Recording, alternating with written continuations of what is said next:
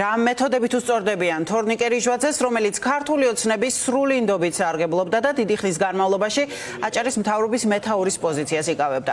პირველი შეფასებები რიჟვაძის საგარეჯოში დაჭრას უკვე მოჰყვა ბათუმიდან, სადაც ოპოზიციის წარმომადგენლები წლების განმავლობაში უყენებდნენ კორუფციასთან თუ სხვა უკანონო ქმედებებთან დაკავშირებულ ბრალდებებს აჭარის მთავრობის ყოფილ ხელმძღვანელსა და მის პოლიციელ მამას.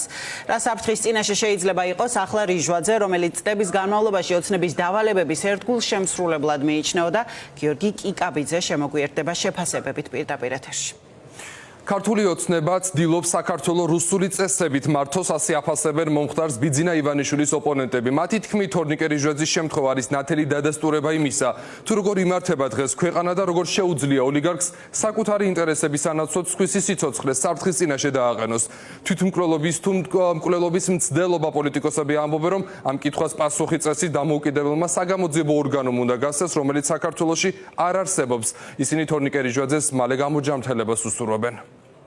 რუსული ოცნება თავისი ბიძინა ივანიშვილით ცდილობს, რომ მაქსიმალურად შეეცადოს, რომ ის მეთოდები დაანერგოს ამ ქვეყანაში, რაც რუსეთში უკვე კარგად არის უკვე ცნობილი, იქ აბსოლუტურად ყველას, იქ ჩემი, შენი არ არის, იქ არის უბრალოდ სისტემის მსხვერპლი ადამიანები. სამწუხაროა ფაქტი არის ის, რაც დღეს მოხდა და დარწმუნებული ვარ, რომ ის თავის დროზე ალბათ გაეცემა პასუხი, ეს თვითმკვლელობა იყო თუ რა თქმა უნდა მცდელობა, ისა რა ქვია, მკვლელობის მცდელობა, მაგრამ ფაქტი არის ერთი, რომ დღეს ჩვენ ვხედავთ ადამიანებს გარემოცვას, რომელიც თავის დროზე აფილირებული იყო და გვერდში ედგა თორნიკე რიჟვაძეს, დღეს ისინი უარყოფენ ამ ადამიანთან მეგობრობას და დღეს აი ჩაიძირებიან ჩირგვებში და აი ხმის ამოღებიც არ არიან. ეს არის ყველაზე დიდი ტრაგედია, როდესაც შეხვეყანაში მსგავსი რამ ხდება და ადამიანები, რომლებსაც თავი პოლიტიკოსებად მოაქვთ, რომლებიცაც აქვთ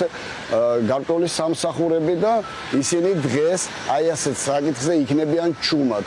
და ეს სიჩუმე არის ჩვენთვის ყველაზე მეტად დამანგრეველი.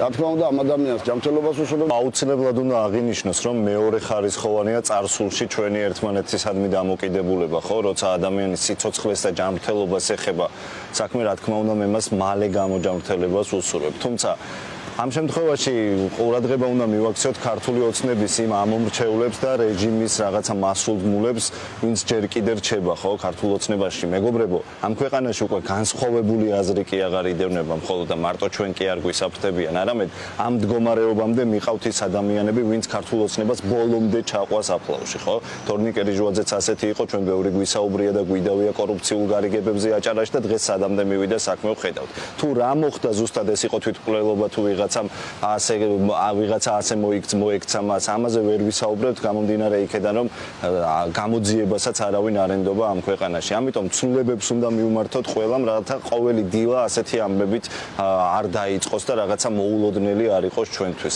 ცვლილებებში უნდა მივიღოთ ყველამ მონაწილეობა, რათა კეთილდღეობით ვიცხოვროთ ამ ქვეყანაში. სამწუხაროა, როდესაც ადამიანი თვითმკვლელობას ცდის, რა ვიცი, მე პირველ რიგში თორნიკე რიჟვაძეს უსურვებ გამოჯანმრთელებას და სამწუხარო ყველაზე მეტი ამ ქვეყანაში არის ის, რომ სისტემა კლავს და სისტემა კლავს არა მარტო ოპოზიციონერებს, როგორც მაგალითად მუგზარ ფუტკარაძეს, არამედ სისტემა შიგნიდან ჭამს თავის თავს და ეს არის ძალიან სამწუხარო. ცოტა ხნის წინ თორნიკე რიჟვაძის გარშემო განვითარებულ მოვლენებს გამოეხმაურა გიორგი გახარია, მან სოციალურ ქსელში შემდეგი შინაარსის პოსტი გამოაქვეყნა. უმართავი ქაოსი და განუკითხაობა შეგვეხება ყველას. სისხლიანი გარჩევები ხალხისთვის მოპარული ფულის განაწილებისთვის, მხოლოდ გონიერი მოქმედებით და სიმართლით გავიყვანთ საქართველოს სამშვიდობოს, წერს გახარია სოციალურ ქსელში. გაგახსენებთ, რომ თორნიკე რიჟვაძე თანამდებობიდან მიმდინარე წლის აპრილში გადადგა, მან ამის შესახებ Facebook-ის პირად გვერდზე დაწერა, სადაც აღნიშნული იყო, რომ თანამდებობის დატოვების შესახებ გადაწყვეტილება თავად მიიღო. ის აჭარის მთავრობის ხელმძღვანელის პოსტს 2018 წლიდან იკავებდა. მას პოსტში ბიძინა ივანიშვილის და ოცნების ხელისუფლების წარმომადგენლებს მხარდაჭერისთვის მადლობა გადაუხადა და აღნიშნა, რომ ქართული ოცნების რიგით ჯარისკაცად რჩება.